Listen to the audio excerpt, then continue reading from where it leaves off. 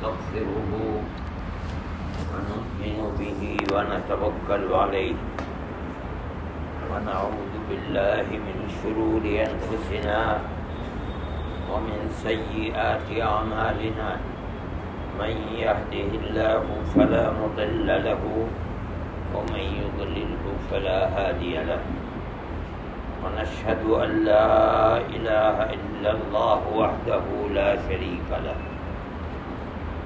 ونشهد أن سيدنا ومولانا محمدا عبده ورسوله أما بعد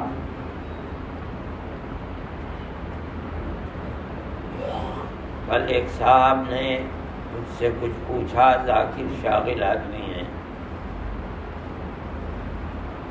تو میرے ذہن میں یہ بات آئی کہ ذکر کرنے والے کے لیے ایک بڑی بنیادی چیز ہے، چاہے وہ کوئی بھی ذکر کرتا ہے، چاہے وہ ابتدائی ذکر میں ہے تو خیر، لیکن جب وہ ذکر کرتے کرتے وقت ذکر میں لگا دیتا ہے تو عام طریقے پر آدمی یہ سمجھتا ہے کہ میں اب مان لیجئے ذکر قلبی میں پہنچ گیا، انتہا کو پہنچ گیا، مراقبے میں پہنچ گیا، میں ذکر کرتے کرتے انتہا کو پہنچ گیا، یہ سمجھتا ہے کہ میری منزل مقصود پوری ہو گئی۔ لوگوں کے سامنے یہ حقیقت نہیں رہتی کہ ذکر اللہ کو یاد کرنا، اللہ کا ہر وقت استحضار، مسجد کو جا رہا ہے تو یہ سوچتا ہے کہ اللہ نے جو فرشتے متعین کیے ہیں وہ لکھ رہے ہیں، میرا نامہ اعمال تیار ہو رہا ہے، کھانا کھا رہا ہے تو یہ خیال کہ کس لیے کھا رہا ہوں، کل قیامت کے دن آیا میرے حسنات میں ہوگا یا نہیں ہوگا، کھلا رہا ہے تو، کھا رہا ہے تو، پی رہا ہے تب، پلا رہا ہے تب، سو رہا ہے تب، اٹھ رہا ہے تب۔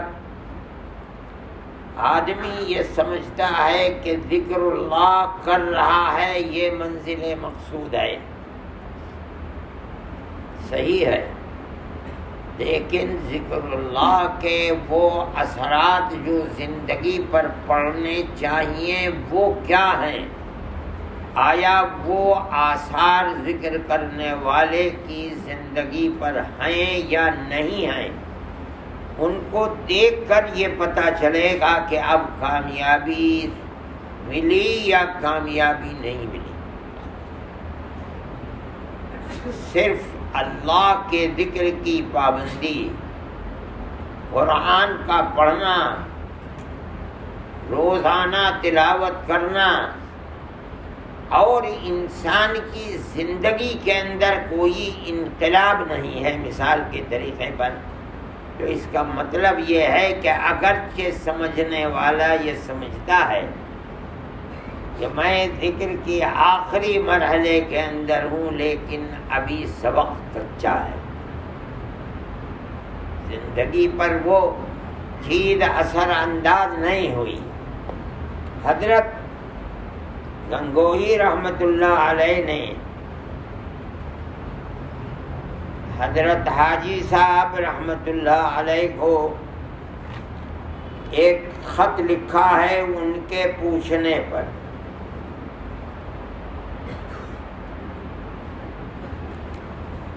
جو یہ صفحہ 19 کے اوپر وہ خط کیا ہے، یہ سمجھیے کہ لب لباب ہے۔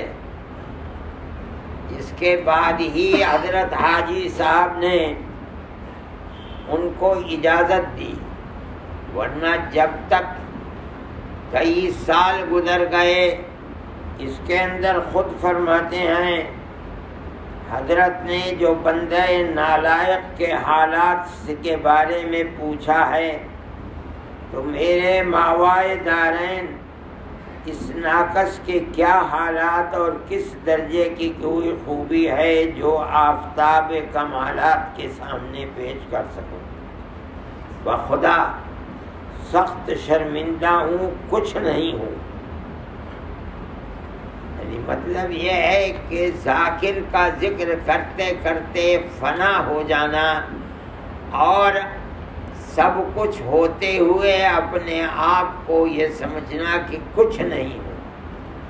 حقیقت حال کو بیان فرما رہے ہیں کہ شرمندہ ہوں کہ کچھ نہیں ہوں. اس کے بعد پھر یہ لکھا کہ میں پڑھاتا ہوں اور اللہ کا شکر ہے حدیث پڑھاتا ہوں اتنے لوگ جائے، لیکن اس کے بعد فرماتے ہیں میرے قلب کے اندر غیر حق سے نفع و ضرر کا کوئی التفات نہیں ہے. اب یہ فرماتے ہیں ذکر کے وہ اثرات جو ذکر کرنے والے کے دل و دماغ پر ہیں مکمل یہ ہیں کہ مذکور یعنی اللہ کی ذات کے سوا نقصان اور نفع کی ایک رائی کے برابر کسی سے میرے دل میں کوئی توقع نہیں ہے. واللہ بعض اوقات اپنے مشائخ کی طرف سے بھی علیحدگی ہو جاتی ہے. کیا دے گا شیخ مجھے؟ دینے والی ذات تو اللہ کی ہے. کبھی کبھی ایسا ہو جاتا ہے کہ شیخ سے بھی طبیعت پھر جاتی ہے، صرف اللہ کے ذات کے سامنے. اب دیکھیے کسی کے مدح و ذم کی پرواہ نہیں رہی.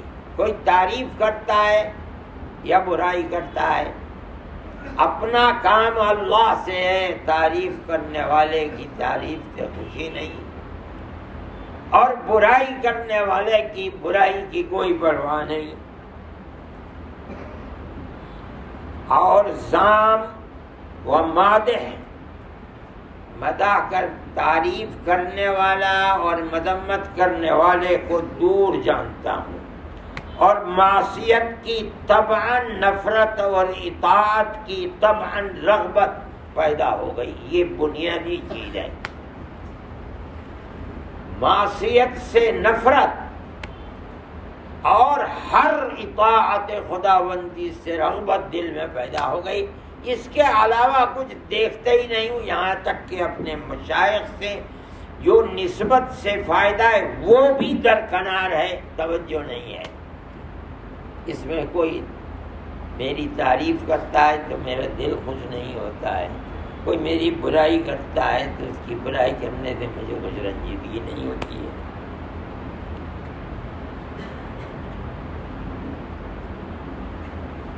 اور یہ سب فائدہ آپ ہی کی ذات سے جو مجھے پہنچا ہے اسی کا ہے.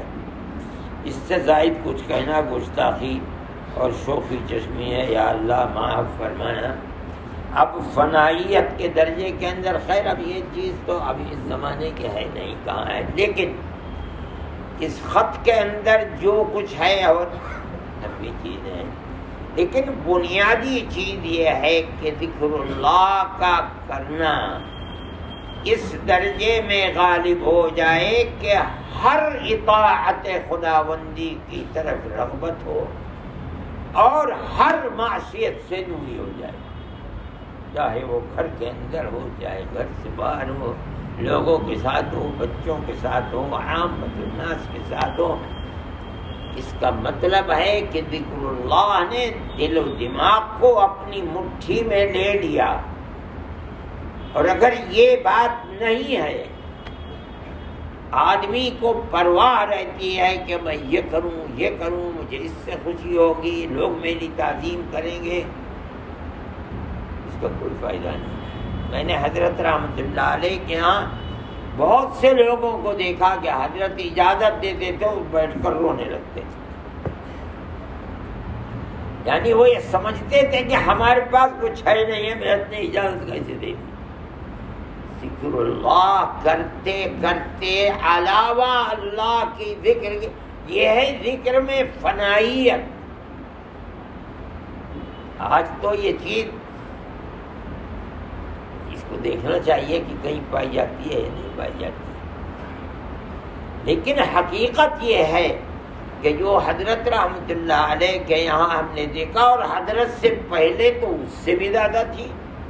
حضرت کا زمانہ تو بالکل آخری زمانہ ہے، اس کے بعد تو اس طرح کے افراد ہے ہی نہیں، نظر ہی نہیں آتے ہیں جو علم ظاہری اور علم باطنی کا مرکز ہو۔ کہاں کوئی ہے؟ علم قرآن، علم حدیث، اور وہ جن کو وسائل کہا جاتا ہے، منطق، فلسفہ، اور یہ تمام علوم کا مرکز، اور اس کے ساتھ ساتھ اللہ کا ذکر، اور اس کے اندر کھوئے ہوئے، نہ کسی آدمی سے کوئی سوال، نہ کسی آدمی کے سامنے اپنی تعریف کو بیان کرنا، نہ کسی آدمی کے سامنے اپنے وجود کو تسلیم کرانا، کوئی سوال ہی نہیں تھا۔ تواضع اور انکساری، اگر کسی کو حضرت کے، اب تو حضرت تو چلے گئے، لیکن ان کے مکتوبات کو دیکھیں، اس کے اندر سب سے زیادہ حضرت کی انکساری کا پہلو مکتوبات ہر خط میں تقریباً نظر آتا ہے۔ اللہ کا ذکر کرنا یہ اللہ کا انعام ہے کہ اس نے توفیق دی۔ اللہ کے ذکر کے علاوہ کسی چیز کی رغبت اگر اس ذکر کو وسیلہ بنا کر کے دل میں آتی ہے تو اس کا مطلب ہے کہ ذکر کا کوئی فائدہ نہیں ہے۔ ذکر کا فائدہ تو بس اتنا ہی ہے کہ اللہ کی ذات میں فنا ہونے کا راستہ مل جائے۔ اگر آدمی فنا ہو گیا اور اٹھتے بیٹھتے چلتے پھرتے بات کرتے ہر وقت اللہ کی ذات کا استحضار، اس کا یاد رہنا، انسان کو یہ میسر، وہ کامیاب ہے اور نہ کوئی کامیابی۔ ہر ذکر کرنے والا اپنی زندگی کے اندر ذکر کے اس نتیجے کو پہچانے، اور اگر اس کے علاوہ ذکر کا منشا کچھ اور ہے تو میرے بھائی ناکام ہے، کوئی فائدہ نہیں۔ ہمارے ان اکابر کے یہاں ذکر کرتے کرتے کرتے کرتے جب دانت ٹوٹنے لگتے تھے، ہلنے لگتے تھے، آنکھوں سے نظر آنا کر، تب پوچھا جاتا تھا کیا ہے؟ اب حالات بتاؤ کہ ذکر اللہ کے اثرات کیا ہوئے ہیں دل و دماغ اور طبیعت کے اوپر۔ بتاتے تھے اپنی فنائیت کو کہ کوئی چیز دل و دماغ میں، تب اس کے بعد اجازت دی جاتی تھی۔ تو وہ لوگ آگے نکلے، انہوں نے کام کیے، افراد کو پیدا کیا، جو ان سے منسلک ہو گیا وہ ان کے راستے پر چل پڑا، انہیں ملی چیز۔ اب آج تو کوئی ایسا ہے نہیں، نہ ہمارے اندر یہ صلاحیت ہے، ہم تو خود دنیا کتے کی طرح صبح سے شام تک گھومتے پھرتے ہیں۔ آپ حضرات آتے ہیں، خود آتے ہیں، میں کسی ایک آدمی کو یہ نہیں کہتا کہ آؤ رمضان میرے ساتھ گزارو، میں نہیں کہتا ہوں، میں جانتا ہوں میرا حال تو ایسے ہی ہے۔ میں نہیں کسی سے کہتا ہوں کہ آؤ رمضان میرے یہاں آ کر کے گزارو، نہ کسی کو بھیجتا ہوں کسی کے پاس کہ کہو کہ مجھ سے، بالکل نہیں۔ اللہ کا شکر ہے میرے دل و دماغ میں اپنے حال کو جانتا ہوں کہ میں تو خود ہی تباہ حال ہوں، میں کس سے کہوں؟ لیکن میں نے جن لوگوں کو دیکھا ہے، اللہ کا شکر ہے ہوش و حواس میں دیکھا ہے، آپ لوگوں نے نہیں دیکھا، میں نے دیکھا ہے، تو میں نے ان کے ذکر و اذکار کی کہاں ہے کوئی چیز؟ میں نے دیکھا ہے کہ حضرت رحمۃ اللہ علیہ تنہائی میں بیٹھ کر تلقین کر رہے ہیں ذکر قلبی کی، اور آدمی کا سر پکڑ کر کے اپنا کرتا اٹھا کر کے اپنے دل پر کان لگا دیا، سنو۔ اللہ اکبر، کہاں ہے کون آدمی کہے گا؟ جس کو بتا رہے ہیں یہ کرتے کو اٹھایا اور اٹھا کر کے کان اپنے دل پر سنو اور آواز اللہ اللہ کیا رہی. کہاں ہیں لوگ ایسے؟ دنیا تو ختم ہو گئی، لٹ گئی، برباد ہو گئی. بہت ہیں کہنے والا اس میں کوئی چیز نہیں ہے، میں کسی کی تنقید نہیں کرتا ہوں. آدمی کو پتہ بھی نہیں کہ ذکر کے مراحل کیا ہیں، ابتدا، بعد میں، تیسرا، چوتھا، اور ہر ایک کے اندر وقت لگتا ہے. کچھ پتہ نہیں. بلایا، گھر گئے، جلسے کے اندر مدرسے کے اور لوٹتے ہوئے کیا ہے، کس سے بھائی تو فلاں سے میں تمہیں اجازت دیتا ہوں، چلی ہو گئی، ختم ہو گئی بات. اب مجھ سے آگے کہنے لگا اسی رمضان میں فلاں صاحب آئے تھے، میں نے جلسے میں بلایا تھا، وہ پوچھ رہے کس سے بھائی، میں نے کہا ارشد سے، تو اور جاتے ہوئے مجھے اجازت دے کر کے چلے گئے. کیا ذکر ہے، کیا کرنا ہے، کیا کرتے ہو، کیا نہیں، کچھ نہ پوچھا. میں نے کہا پوچھا کیا کیا، کچھ نہیں. میرے بھائی یہ کوئی زندگی تصور کی نہیں ہے. اللہ کا ذکر تو ایسا ہے کہ بھائی ذکر کرتے کرتے آدمی مر جائے. اجازت کیا چیز ہے؟ آدمی مر جائے اللہ کا ذکر کرتے کرتے. یہ فرشتے جو نام اعمال تیار کرے کہ اے اللہ مرتے مرتے یہ ذکر کر رہا تھا. حاصل ہے زندگی. اجازت کیا چیز ہے؟ کوئی اللہ کا ذکر اجازت کے لیے کیا جاتا ہے، اللہ کا ذکر اللہ کی رضا کے لیے کیا جاتا ہے، اور بس. اس کے سوا اگر کوئی چیز ہے تو نامراد ہے آدمی. مل جائے اجازت یہ الگ بات ہے، مگر ذکر اللہ اجازت کے لیے نہیں ہے، خراب ہے. دنیا ہے، آخرت نہیں ہے. یہ آخرت تو صرف یہ اے اللہ تو راضی ہو جا، مرتے وقت تک تو راضی رہو. یہی ہے حاصل، اس کے سوا کوئی حاصل نہیں ہے. جو اپنے دل میں اس اخروی حیثیت کے سوا کوئی چیز رکھتا ہے اللہ کی رضا کے علاوہ، وہ اپنی غلط مراد سے ہٹ کر کے صحیح مراد کے اوپر آئے. اے اللہ تیری رضا کے لیے آیا ہوں.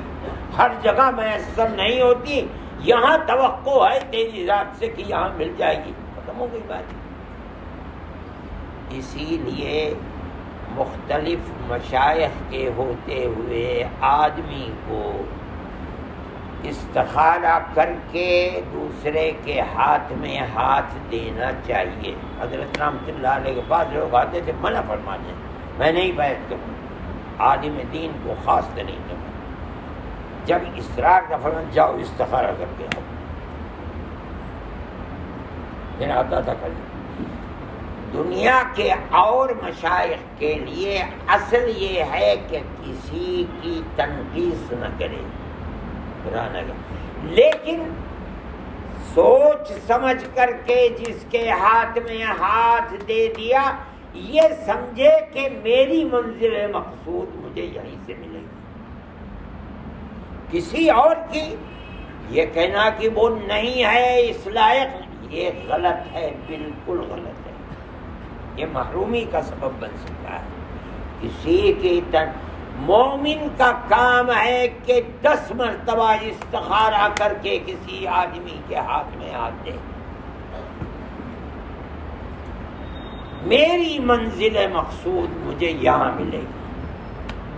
باقی رہے دوسرے سب با کمال ہیں اپنی جگہ کے اوپر، باقی مجھے منزل مقصود تک پہنچنے کے لیے یہی در ہے، اس در پر میری منزل مجھے ملے گی. اس کے سوا کوئی اور چیز نہیں ہے. سوچ سمجھ کر استخارہ کر کے اللہ سے دعا کر کے کسی کو اپنا شیخ بنانا چاہیے، دیکھ کر کے کہ اس کی زندگی سنت کے مطابق ہے یا نہیں، اس کا لوگوں کے ساتھ معاملہ کیسا ہے، دنیا کی طلب کیسی ہے، بھیک مانگتا ہے نہیں مانگتا ہے، اللہ پر بھروسہ کرتا ہے نہیں کرتا ہے؟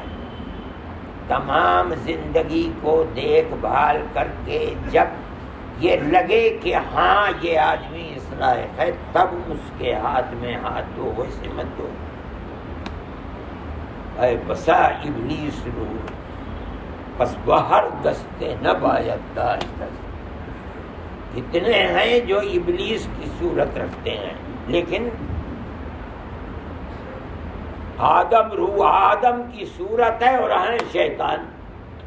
اے بسا ابلیس آدم روح ہست، آدمی کے چہرے والے شیطان ہیں، اس لیے ہر آدمی کے ہاتھ میں ہاتھ نہیں دینا چاہیے۔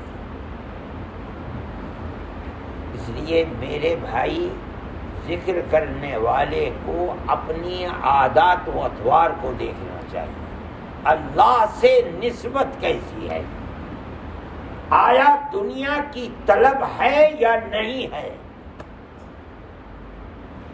نفع و ضرر کی کسی سے اللہ کے ذات کے سوا کسی سے یہ توقع ہے یا نہیں۔ جب یہاں پہنچ جائے اور دل مطمئن ہو کہ دل میں کچھ نہیں، میں نے آپ کو پڑھ کے سنایا ہے، اس کے بعد حضرت حاجی صاحب نے ان کو اجازت دی تھی۔ اور اگر دنیا کی طلب غیر اللہ سے ہے، آپ دیکھیں جو لوگ حدیث کو پڑھتے پڑھاتے ہیں، ایک ابواب ادعیہ آتے ہیں، دعائیں نبی کریم علیہ السلام، اس میں اگر آپ غور کریں گے تو جس وقت سے آپ بستر سے اٹھتے تھے، اٹھتے ہوئے، اٹھ کر کے استنجے کے لیے جاتے ہوئے، استنجے سے آتے ہوئے، وضو کرتے ہوئے، وضو کرنے کے بعد، نماز سے پہلے، نماز کے بعد، اور مسجد میں جاتے ہوئے، مسجد سے نہیں، کوئی کام ایسا نہیں تھا جس میں اول بھی دعا اور آخر بھی دعا۔ کس سے دعا؟ اللہ سے۔ یہ ہے ذات خداوندی کا استحضار، ہر وقت آنکھوں کے سامنے، ہر کام کرتے ہوئے بھیک مانگ رہے ہیں، اے اللہ خیر فرما دے، برکت عطا فرما دے، قبولیت عطا فرما دے، رزق عطا فرما دے، ہر کام کرتے ہوئے اللہ سے۔ یہ ہے استحضار ذات واجب۔ یہ ہے چیز کہ ایک ایک مجلس میں بیٹھے ہوئے 70 مرتبہ استغفر اللہ فرما رہے، اللہ کی ذات ہے وہ سامنے۔ ذکر کا مقصد بھی اللہ کی ذات سے ایسی ہی نسبت کا قائم ہو جانا ہے، اور کچھ نہیں ہے۔ جو سمجھتے ہیں کہ اس کے علاوہ کوئی اور فائدہ، کوئی فائدے کی چیز نہیں۔ آپ حضرات ذاکر و شاغل ہیں، میں یہ بات بار بار بتاتا ہوں، کتنی دفعہ کہہ چکا ہوں کہ ذکر کا مقصد اللہ کی ذات کیا استحضار کہ ہر وقت سامنے ہو جائے، اور کچھ نہیں۔ کثرت ذکر کرتے کرتے کرتے کرتے، ہر ذکر کو کرتے ہوئے کہا جاتا ہے اپنے دل دماغ کو ذاکر بنا کر ذکر کر۔ مطلب کیا ہے؟ زبان اللہ اللہ کہہ رہی ہے، دماغ یہ وہ اللہ میرے سامنے ہے، دل کو شریک کر وہ میرا محبوب ہے، زبان جس کا ذکر کر رہی ہے اللہ اللہ، دل دماغ جس کو سامنے دیکھ رہا ہے، دل یہ میرا محبوب ہے، زبان میرے محبوبی کو رٹ لگا رہی ہے اللہ اللہ اللہ۔ اس ذکر کو کرنے سے موت کے وقت تک آدمی کو اللہ کی ذات کا استحضار ہوگا، وہ میرے سامنے۔ اس کے سوا کوئی اور مقصود اللہ کے ذکر کا نہیں ہے۔ اور اگر کوئی یہ سمجھتا ہے کہ کوئی اور مقصود ہے تو بھئی جہاں سے مقصد ملے وہاں جاؤ. ہم سے بھی نہیں ملے گا. ہم تو کہتے ہیں ہم تو صبح سے شام تک دنیا کی طلب میں کتے کی طرح کرتے رہتے ہیں. ہم سے کیا اللہ دے گا تو ملے گا. اسی لیے اس سے مانگنا چاہیے. اسی لیے کہا جا ہر ذکر سے پہلے اللہ سے مانگو, رو, اور اس کے بعد اللہ اللہ شروع کرو. یہ کرو گے تو ہو سکتا ہے کہ اللہ, میں نے کہا تھا کل کہ یہ ممکن نہیں ہے کہ آدمی اخلاص و للہیت کے ساتھ اپنے پروردگار سے بھیک مانگے اور وہ دھتکار دے. ایسا نہیں. ہاں اگر عقل حلال نہیں ہے, توجہ اللہ کی طرف نہیں ہے, اخلاص نہیں ہے, ریا ہے, تو دھتکار دیا جائے گا. اگر یہ نہیں ہے تو اللہ قبول فرمائے گا. اور یہی غرض ہے, اس کے سوا کوئی اور غرض نہیں. میرے بھائی, میں بہت ہی ناکارہ آدمی ہوں. میں نے کبھی کسی سے نہ یہ کہا کہ تم مجھ سے مرید ہو جاؤ. اللہ کو مسجد میں بیٹھ کے کہہ رہا ہوں, کبھی میں نے کسی سے نہیں کہا. میں کہتا ہوں لوگوں سے کہ بابا مجھ سے کیا, مجھے دیکھو میں تو دنیا دار ہوں, صبح سے شام تک ملتا جلتا رہتا ہوں. آپ حضرات آئے, میرے سر کے اوپر آپ کا احسان ہے. میں آپ کی تواضع بھی نہیں کر سکا, لیکن اللہ نے جو دیا مجھے میں نے اس کو خرچ بھی کیا. اللہ تعالیٰ قبول فرمائے. اور خدا کرے وہ بالکل حلال تھا. اللہ نے, آپ نے کھایا, میں نے کھایا, اللہ تعالیٰ اس کے اندر برکت پیدا فرما دیں, اور اللہ میری اور آپ کی آخرت کو اور دنیا کو آباد فرما دیں. بس اتنا تھا. 2 دن اور رہ گئے ہیں, اس کے بعد اللہ تعالیٰ اس برکت سے سال بھر اپنے ذکر کی توفیق عطا فرمائے. بس یہی مقصود ہے, اور یہ آپ کی آخرت کو بھی آباد کرنے والا ہے, میری بھی انشاءاللہ آخرت کو آباد کرے گا. اب میں بوڑھا ہو گیا ہوں اور حال اتنا خراب ہے کہ خدا جانے اگلے رمضان تک زندہ بھی رہتا ہوں نہیں رہتا ہوں. اگر رہے گا آدمی تو اللہ کی توفیق شامل حال رہے گی تو وہ ذکر کرے گا, پھر قرآن پڑھے گا, اور اگر نہیں ہے تو اللہ مغفرت فرما. کہیں دعا ہو جائے تو کوئی چیز ہے نہیں. حضرت رحمت اللہ علیہ نے کہیں لکھا ہے کہ ایک تو ذکر اللہ ہے, اللہ اللہ سبحان اللہ لا الہ الا اللہ اللہ اکبر کرنا, اور عام طریقے پر جتنے بھی ذکر ہیں وہ اسی کے ہیں. کسی نے پوچھا ہوگا میرے خیال میں, اور ایک ہے تلاوت قرآنی. اب یہ تو اللہ کا کلام ہے, اللہ نے رسول اللہ صلی اللہ علیہ وسلم پر جبرائیل امین کے واسطے سے بھیجا ہے. آپ آخری وقت تک, دن تک اس کی تلاوت فرماتے رہے ہیں. آیا اللہ کا ذکر قرآن ہے نہیں ہے, ایک مسئلہ ہے. فرماتے ہیں کہ اللہ کی قربت اس چیز سے جو اللہ کی صفت ہے یعنی کلام, جتنی اس سے حاصل ہوگی دوسری چیز سے نہیں حاصل ہوگی. تو اب ہم اللہ اللہ کرتے ہیں, یہ بھی قرآن ہے. لا الہ الا اللہ قرآن ہے. اللہ کے سوا کوئی اللہ نہیں ہے. لا الہ الا ہو, یہ قرآن ہے. ہم جو بھی ذکر کرتے ہیں, آیا جو اصل مقصود ہے قربت خداوندی, اللہ کی ذات کا استحضار, وہ یہ جو ذکر ہے اس سے حاصل ہوگی, یا قرآن جو اللہ کا کلام ہے اس سے بھی حاصل ہوگی.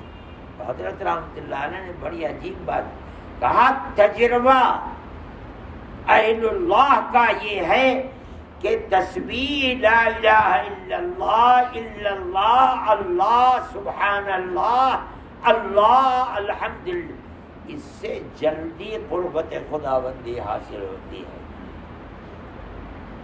قرآن سے دیر میں ہوتی ہے، لیکن اتنی پختہ ہوتی ہے کہ اگر کسی کو اللہ کے کرم سے حاصل ہو جائے تو پھر اس کا جواب نہیں ہے۔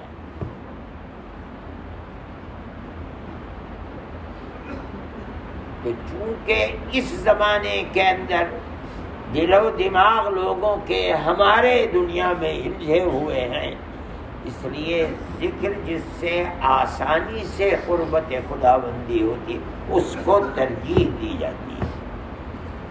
اس کا یہ مطلب نہیں ہے کہ قرآن پڑھنے کو چھوڑ دیا جائے، جتنی تلاوت ممکن ہے قرآن کی اتنی تلاوت ہونی چاہیے۔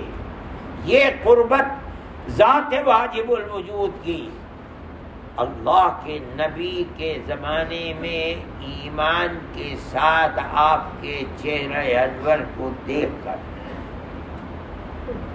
آپ کی مبارک صحبت میں بیٹھ کر خود بخود میسر ہو جاتی تھی۔ اسی لیے دنیا امت کا فیصلہ ہے کہ چھوٹا صحابی اللہ کے یہاں وہ مرتبہ رکھتا ہے جو بڑے سے بڑے ولی کو بعد کے زمانے میں میسر نہیں ہوا۔ اللہ کے نبی کی قربت کی وجہ سے، شرف صحابیت کی وجہ سے، آپ کے دیدار ایمان کے ساتھ کر لینے کی وجہ سے، اس کے بعد اب وہ چیز حاصل ہوگی ذکر سے۔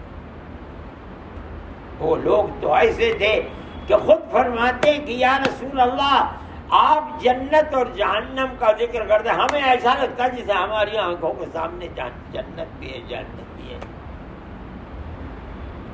آج زندگی گزر جاتی ہے سامنے نہیں رہتی۔ یہ ہے مرتبہ آپ کے دیدار کا، لیکن کثرت ذکر سے اللہ رحمت کو متوجہ کرتا ہے، اور ذات واجب الوجود کا استحضار، اور یہ کہ جیسے میرے سامنے ہے اللہ کی ذات، وہ دیکھ رہی ہے۔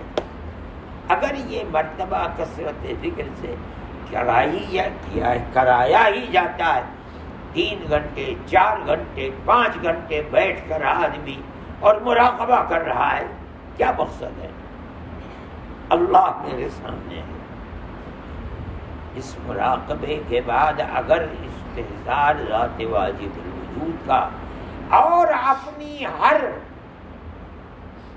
منزل کے لیے اسی ذات کو وسیلہ کامیابی سمجھنا، اور ہر وقت اس کو اپنے سامنے یہ مرتبہ میسر ہو جائے، کسی اور چیز کی ضرورت نہیں، کرتا رہے، کرتا کرتا مر جائے آدمی۔